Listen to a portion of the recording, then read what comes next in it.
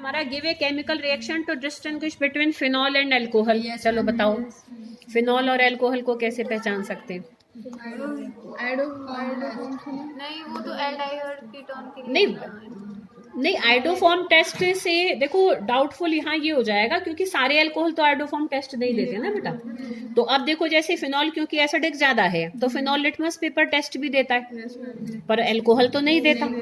ठीक है ना। ऐसे ही जो हमारा उसके साथ है एक हमारा रिएक्शन, ये तुम्हारा उसी के नीचे लिखा हुआ है जहां पर एसिडिक करेक्टर ऑफ फिनॉल को डिस्कस करा हुआ ना मैंने, है अल्कोहल वाले यूनिट यहाँ पर देखो, वही उसी के नीचे मैंने दो लिखे हुए हैं। एक तो लिटमस पेपर टेस्ट लिखा हुआ है और एक आई थिंक शायद सोडियम के उसके साथ ही है, NaOH के साथ है शायद, पर NaOH के साथ तो हमारी कार्बोक्सिलिक एसिड देंगे। ये देखो इसी में लिखा हुआ है, यहीं पर जहां पर इसके ये हैं एसिडिक करेक्टर डिस्कस किया है ना हमने, देखो ये रहा, ये यहाँ पर कि and can be confirmed by litmus paper test, phenol turns blue litmus to red but alcohols can't, और and also by reaction with alkalis, NaOH कह रही थी ना मैं, तो and also by reaction with alkalis, तो phenol react with NaOH but alcohols can't.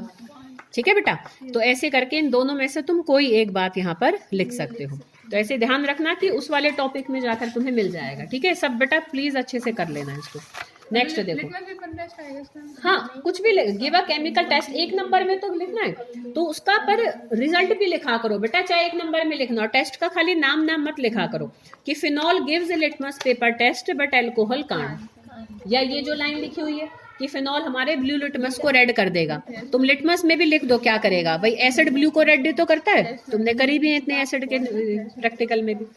अच्छा, what are complex reactions? तो कॉम्प्लेक्स रिएक्शंस बेटा काइनेटिक्स में से है कि वो रिएक्शन जो एक से ज्यादा स्टेप में होते हैं। ध्यान करो, मॉलिक्यूलरिटी जहां कराई थी ना वहां तुम्हारा था यूनिमोलिकुलर रिएक्शन और दूसरी डेफिनेशन थी कॉम्प्लेक्स रिएक्शंस की। तो those reactions which takes place in more than one steps are called complex reactions. ठीक है, तो ये वहां सीधे डेफिनेशन है। Name the disease caused by deficiency of vitamin K. तो डेफिशिएंसी डिजीज तुम्हें बेटा देखो सारी की याद करनी है। के से आई थिंक हेम्यूरेज होता है, मुझे एग्जैक्टली याद नहीं है, जिसमें कि हमारा या तो हेम्यूरेज होता है या फिर रिप्रोडक्टिव पावर में कमी, हाँ स्टेरिलिटी वाला होता है। स्टेरिलिटी समझते हो कि भाई रिप्रोडक्टिव पावर कम हो जाती है। ठीक है, तो वो विटामिन के की उससे नहीं, रिकेट्स तो बेटा विटामिन डी की डेफिशिएंसी से होता है। ठीक है, हाँ तो अब देखो right the formula for the coordination compound potassium trioxalate aluminate, ये मैंने तुम्हें करवा दिया था। ठीक है, right definition of Kohlrausch law, right IUPAC name of this, ये भी करा दिया था। Draw structures of optical isomer of this, ये भी करा दिया था। अब कौन से बच्चे नहीं थे जब ये मैंने आइसोमेरिज्म को डिस्कस किया था? पायल नहीं थे ना, और मत उस दिन देख कितने बजे दिलाए थे मैंने इनको, सारा अच्छे से रिवाइज करा दी थी। क्यों छुट्टी की, मुझे इतना दुख हो रहा था पता है मेरे छुट्टी करने का, तो और भी ज्यादा। शिक्षा तुम आई थी उस दिन? हाँ शिक्षा थी। ठीक है, तो इसमें देखो बेटा हमारा क्या था, हाँ पूजा भी तो नहीं थी, ये शिवानी काजल बताओ तुम भी नहीं थे, तुम्हें बेटा उस दिन कितना फायदा होता। पूरी यूनिट करवा दी थी मैंने, अब बेटा पूरी तो मैं नहीं करा पाऊंगी। अब देखो मैं ये आइसोमर को पर तुम्हें ड्रॉ करना करा देती हूँ। इसमें ना एक करेक्शन करो, NH3 ट्वाइस है, 2 को काट दो। 3-10 बजे मीटिंग है मैडम। अच्छा जी ठीक है जी, आ जाएंगे। ये अमोनिया का जो होल ट्वाइस हो रहा है ना, 2 को काट दो बेटा। देखो ऑप्टिकल आइसोमर्स बेटा वो होते हैं जो कि ना ऐसे मिरर इमेजेस बन जाती हैं। ठीक है, तो इसमें हमारा देखो बेटा क्या होगा कि ये जैसे हमारा है, अब ये अलग अलग ना उसमें टाइप्स में तुम्हारी हेडिंग्स थी बेटा। अगर हम कोऑर्डिनेशन को देखें, है किसी के पास नोट्स है बेटा इस टाइम? अब देखो ये क्योंकि अब मुझे ये पूरा कराना बड़ा भारी पड़ेगा, तो अब जो बच्चे भी एब्सेंट है ना, तुम बेटा ये पढ़कर आओ और इन्हीं बच्चों से पूछोगे, ये बच्चे फिर तुम्हारी हेल्प करेंगे। उस दिन तुमने वो इतना गोल्डन टाइम गंवा दिया, अब गंवा दिया तो अब क्या कर सकते हैं, अब तो दोबारा तो वो नहीं होएगा बेटा। देखो ये ना ऐसे तुम्हें इन हेडिंग्स को याद करना है, इनको मैंने इन हेडिंग से समझाया था। फिर भी ये बच्चे तुम्हारी हेल्प कर भी पाएंगे अगर इन केस तुम्हें कोई ऐसी दिक्कत आए। तो देखो जिसमें भाई ये हमारा देखो कौन से टाइप को बिलोंग करता है, ये इसको बिलोंग करता है। देखो ईन हमारा होता है बाइडेंटेट लिगेंड, तो बाइडेंटेट में भी वो जिसमें बॉन्डेड एटम सेम हो, जैसे कि हमारा ये NH2 होता है, तो बॉन्डेड एटम इसमें दोनों ही नाइट्रोजन है, तो वो AA टाइप हो जाती है। AA, और यहाँ से हम देख सकते हैं कि 2 लिगेंड 2 बॉन्ड तो ये अकेला एक EN बना लेगा, तो 2 EN कितने बनाएंगे, 4, क्योंकि बाइडेंटेट लिगेंड होता है। ठीक है, तो 4 बॉन्ड ये बना लेगा, एक Cl बनाएगा और एक अमोनिया बनाएगा, तो 6 बॉन्ड बनाएंगे, तो मतलब ये एक ऑक्टाहेड्रल कॉम्प्लेक्स है ना। तो हम optical isomerism in octahedral complex की हेडिंग्स में देखेंगे किस में फिट होगा ये। तो ये फिट होगा देखो इसमें बेटा, ये A ट्वाइस हो गया है ना, और ये B हो गया, एक अलग अमोनिया, और एक ये C हो गया अलग क्लोरीन, तो ये इस टाइप को बिलोंग करेगा। तो इसको अगर अब मैं ऐसे देखो ड्रॉ करूंगी, इसको अगर हम देखो ड्रॉ करने बैठेंगे तो देखो EN को ना हम इस तरीके से करके लिख देते हैं कि भाई वो 2 पोजीशन को एक ही लिगेंड घेर रहा है। ठीक है, अब यहाँ पर हम एक जगह Cl लगा दिया, एक जगह अमोनिया लगा दिया। अब तुम अगर इसको शीशे में देखोगे तो बेटा ये तो शीशे में ऐसे का ऐसा ही दिखेगा, देखो ध्यान से दिखेगा ना भाई, शीशे में इधर का पार्ट इधर दिखेगा, इधर का पार्ट इधर दिखेगा, ऊपर का कोई ऊपर नीचे तो उल्टे तो हम दिखे ना है ना, सीधे ही दिखते हैं। तो ये कोई हमारा वो तो है नहीं जो वो हम कहें अवतल उत्तल लेंस और वो हो, हम सिंपल प्लेन मिरर है तो उसमें हमारी इमेज इरेक्ट ही बनती है ना, स्ट्रेट ही बनती है। तो यहाँ पर ये ऐसा दिखेगा बेटा। तो ये तो देखो ऑप्टिकल आइसोमेरिज्म शो नहीं करेगा, पर ये इसका कैसा है आइसोमर, देखो हमने ज्योमेट्रिकल आइसोमर्स पहले करे थे, उसमें सिस और ट्रांस करे थे। देखो ये ट्रांस बन रहा है, ट्रांस मतलब आमने सामने है, हमारे जो एक जैसे लिगेंड है वो आमने सामने है। तो इसी फॉर्मूले से जो ट्रांस है वो ऑप्टिकल आइसोमेरिज्म शो नहीं करता, पर इसी का ही अगर मैं सिस बनाऊंगी, ये सारा ना उनको उस दिन इनको पूरा डिटेल में समझाया था, पहले तो कोमल के घर पहुंच जाए, इसकी जान खा जाए, आपने तब भी कराया है ना। बस अच्छा, बस वेरी गुड बेटा। तो अब तुम देखो बेटा, इसमें अगर मैं देखो EN का एक सिस बना रही हूँ, सिस कैसे, अब इनको पास पास रखूंगी भाई, 2 पोजीशन ये, इसी के पास की 2 पोजीशन ये ले, चाहे ये दोनों ले लो तब भी कोई दिक्कत नहीं है। तो मैंने ये ऐसे बना दिया, अब इधर Cl बना दिया और इधर NH3 बना दिया। अब इसकी अगर मैं मिरर इमेज बनाऊंगी, ठीक है, तो अब ये इधर का इधर दिखेगा हमें और इसका इधर दिखेगा, ये EN ऐसे बनाया और एक EN हमने यहाँ बना दिया। तो अब इसकी मिरर इमेज इस पे उठा के रखोगे तो नहीं फिट बैठ रही, तो ये ऑप्टिकल आइसोमेरिज्म शो करेगा। तो हमें ये बनाने हैं यहाँ पर ये भी क्योंकि क्वेश्चन आ जाता है तो इसलिए मैंने तुम्हें इस चीज को बताया कि कई बार इसमें यही पूछ लेते हैं कि इसका सिस और ट्रांस में से कौन सा ऑप्टिकल आइसोमेरिज्म शो करता है। तो सिस आइसोमर उसका शो करेगा, ट्रांस नहीं शो करेगा। ठीक है, क्योंकि 1 नंबर में तो तुम्हें सारा कुछ नहीं लिखना, तुम खाली बस ये 2 ड्रॉ करने हैं। तो जिसको कोई दिक्कत हो तो यहाँ से बना लेना, ठीक है ना बेटा। इसमें बना दूं तो आदत खराब ही बना के मालूम है। तो देखो यहाँ पर मैं इसको ऐसे बना दूं, EN इधर बना दो, EN इधर Cl इधर NH3, ये इसकी मिरर इमेज बनाई। हाँ सिस से बनाऊंगी इसमें, खाली मैं ट्रांस बनाई मेरी, बना लोगे ना बेटा काजल, ठीक है। इधर Cl NH3, तो बस ये ड्रॉ करने हैं तो ऐसे हमें इसमें बना देंगे। नेक्स्ट देखो, और अभी तो 1 मिनट, अब शुक्र है 2 के। हाँ चलो, अब ये कर लोगे, right the following reaction, collapse reaction, Rymer टाइमन reaction. नाम थे ना कि कोलैप पहचान आ रहा है, राइमर टाइमन पहचान ना, वाकई पूरी तुम्हें सब उसकी अंदर तक की बात पता होनी चाहिए कि कब दुखी करा गेस्ट। हाँ गेस्ट सामने, हाँ बिल्कुल ऊपर नीचे ही, गेस्ट जब आए तो तुम्हें उसका नेचर पता हो तो वाई तरह से डील कर लो, है ना, खाली नाम से नहीं पहचानना। Although chlorine is an electron withdrawing group, yet it is orthopara directing in electrophilic aromatic substitution reactions. Why? तो ये जो तुम्हारा हेलो एरिन्स तुम्हें कराया था जहाँ से, वहां मैंने एक पॉइंट में लिखा हुआ है, नोट्स है किसी के पास, एक्चुअल में ना तुम्हारी कॉपी में से देखते हो तो ये नहीं पहचान पाएंगे, ये नोट्स का पेज तो ये रिकॉग्नाइज कर लेंगे, इसलिए अगर नोट्स हो तो इन बच्चों को मैं दिखा सकती हूँ, बाकी को तो मैंने बताया भी था शायद। और उसमें क्लोरोबेंजीन की तुम्हें रेजोनेटिंग स्ट्रक्चर्स भी जरूर ड्रॉ करके दिखाने हैं, ठीक है, वो तब कंप्लीट होगा। हाँ हाँ हाँ हाँ उसी के आसपास ही है वो रेजोनेटिंग स्ट्रक्चर्स। इतने इसकी कॉपी में से दिखा तो दो।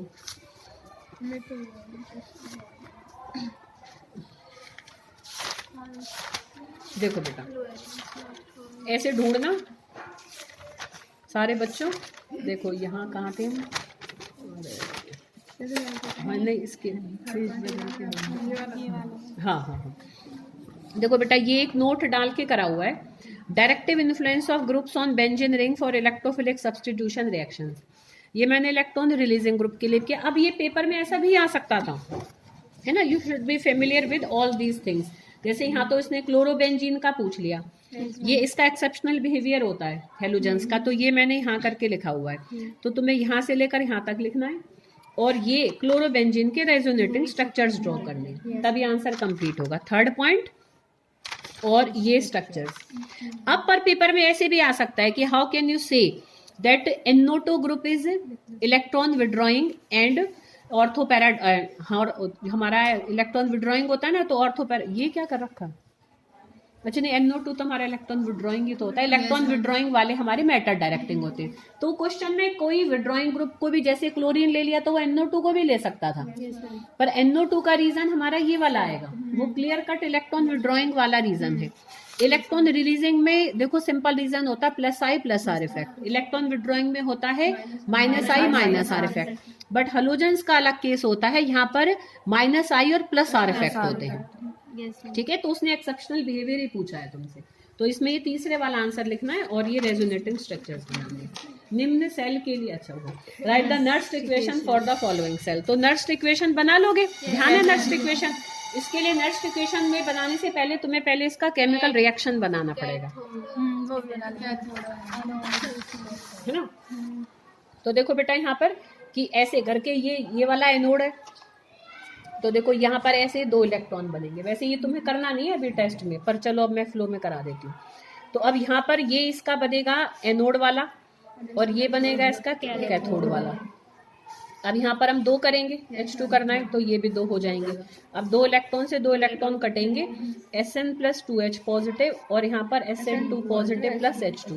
अब H2 हमारी देखो कैसी है, गैस है, और ये हमारा है सॉलिड मेटल, है ना। अब हम इसकी नर्स्ट इक्वेशन बनाएंगे तो ध्यान है ऐसे बनती है, E cell is equal to E not cell minus 0.059 upon, अब 2 इलेक्ट्रॉन का लेना देना हुआ ना, तो इनकी वैल्यू 2 आ जाएगी, लॉग ऊपर प्रोडक्ट की मोलर कंसंट्रेशन है ना, Hg लिख दिया मैंने, H2, ठीक है ना, और नीचे हमारी रिएक्टेंट की मोलर कंसंट्रेशन, ठीक है ना, सॉरी H पॉजिटिव आयन, और इसकी पावर 2 जरूर बनाओगे।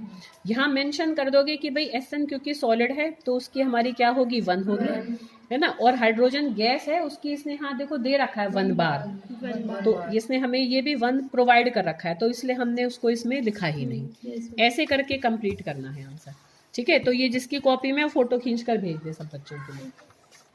कंप्लीट द फॉलोइंग रिएक्शंस, देखो ये तुम्हारे KMnO4 का रिएक्शन है Ki के साथ वाला, ये पोटेशियम डाइक्रोमेट का रिएक्शन है SnCl2 वाला जो मैंने करा रखा है, तो ये आयनिक फॉर्म में दिए हैं इसने।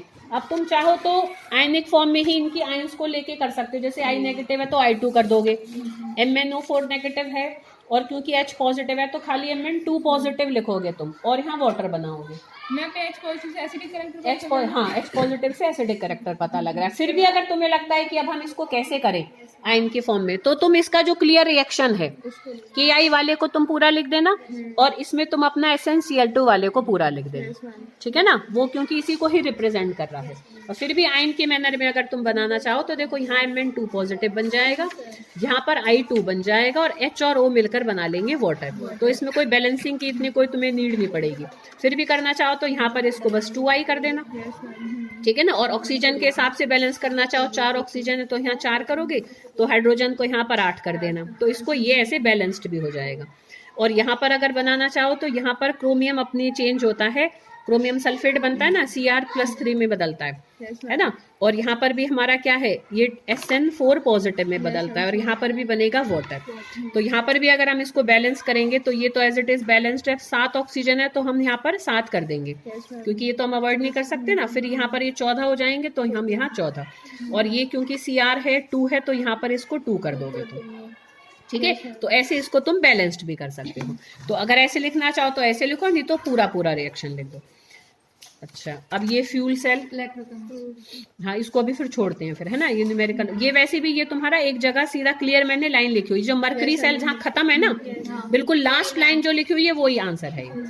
How will you convert aniline into the following, हमने पहले वही वाला पार्ट ले लिया जो उल्टा टफ था, अच्छी बात है।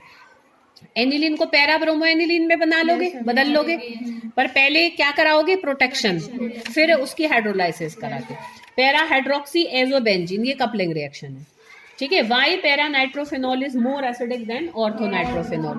ठीक है, तो इसमें भी देखो बेटा क्या हो जाता है, जबकि ऑर्थो पोजीशन पर ज्यादा वो होता है, पर ऑर्थो पोजीशन पर देखो बेटा क्या हो जाता है कि ये हमारा अगर NO2 यहाँ पर बने तो यहाँ पर ये इसके साथ हाइड्रोजन बॉन्डिंग शो कर जाता है, तो H यहाँ हाइड्रोजन बॉन्डिंग में इन्वॉल्व हो जाता है, तो उस वजह से ये एसिडिक करेक्टर ऑर्थो वाला कम शो करेगा। पैरा पोजीशन पर जाकर इतनी दूर तो हाइड्रोजन बॉन्ड देखो नहीं बनेगी कि वो यहाँ जाकर आ गया, तो इसलिए मैंने यहाँ रीजन लिख दिया था। तो ड्यू टू इंट्रामोलिकुलर, क्योंकि अंदर अंदर हो जाती है, due to intramolecular hydrogen bonding with orthonitrophenol. आ रही बेटा बात समझ में? तो रीजन लिख लेना, नहीं तो फिर ये यहाँ पर इसमें मैंने लिख दिया, बाद में देख लेना।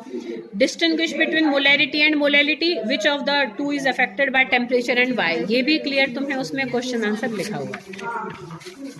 ये आपने करवा दिया। हाँ, SN1 और SN2 हो जाएगा, और ये वाला भी मैंने तुम्हें करवा दिया था, अभी टेस्ट में दिया था जब करवा दिया था ये वाला, ठीक है ना। Write the structure of major products expected from the following reaction, तो ये देखो मैंने यहाँ बना दिया, देखो ये या तो इस कॉपी में मैं बना दूं, फिर इसका तुम फोटो खींच देना। देखो कुछ नहीं है, वैसे बड़ा आसान है। देखो अगर हम 3 मिथाइल फिनॉल की मोनोनाइट्रेशन कराएं, मतलब एक नाइट्रो ग्रुप आएगा, तो फिनॉल भी हमारा कैसा होता है, ऑर्थो पैरा डायरेक्टिंग होता है, मिथाइल भी। तो एक ग्रुप तुम लगा दो जो एक की ऑर्थो पोजीशन पर आ रहा हो, देखो इसकी ऑर्थो पर आ रहा है और इसकी पैरा पर आ रहा है, तो प्रोडक्ट का नाम स्ट्रक्चर बनाना है, बस ये कह रहा है ड्रॉ द स्ट्रक्चर। तो OH यहाँ पर है हमारा, और देखो ये 4 मिथाइल है ना, तो ये यहाँ पर है। अब तुम 3 नाइट्रो सॉरी, तो 3 पर है।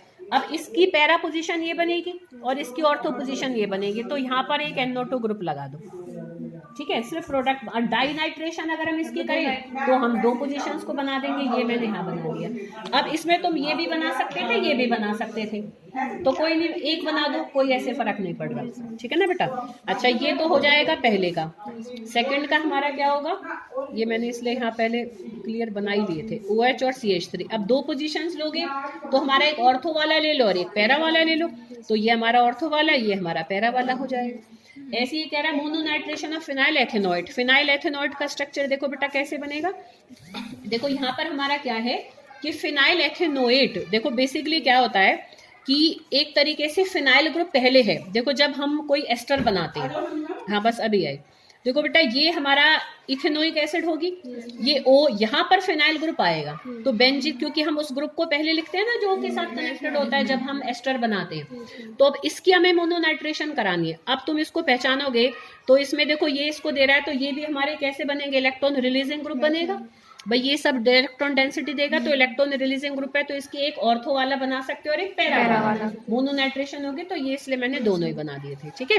तो अब मैं इसको ऐसे करके लिख दूं, तो एक तो NO2 ऐसे बना दो और प्लस एक लिटा देती हूँ, खड़ा कर देती हूँ, ये हमारा यहाँ पर ऐसे हो जाएगा, ये OCO-CH3, यही तो है ना ये दो, तो एक इसकी पैरा पोजीशन पर NO2 ग्रुप को लगा दो, ठीक है बेटा।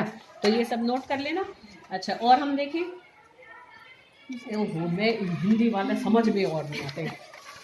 हाँ 14 अकाउंट फॉर द फॉलोइंग, अब घने अंग्रेज बन गए ना। Ethyl amine is more soluble in water whereas aniline is not, क्योंकि सिंपल लिखोगे क्योंकि R ग्रुप हमारा छोटा है, due to smaller hydrocarbon part, तो हाइड्रोजन बॉन्ड इजीली बन जाएगी, ठीक है। ये उसमें लिखा भी हुआ है सोल्युबिलिटी वाले में, तुम देखोगे तो due to smaller hydrocarbon part in ethylamine it is more soluble in water than aniline. Although amino group is orthopara directing in aromatic electrophilic substitution reactions, aniline on nitration gives a substantial amount of meta nitroaniline also.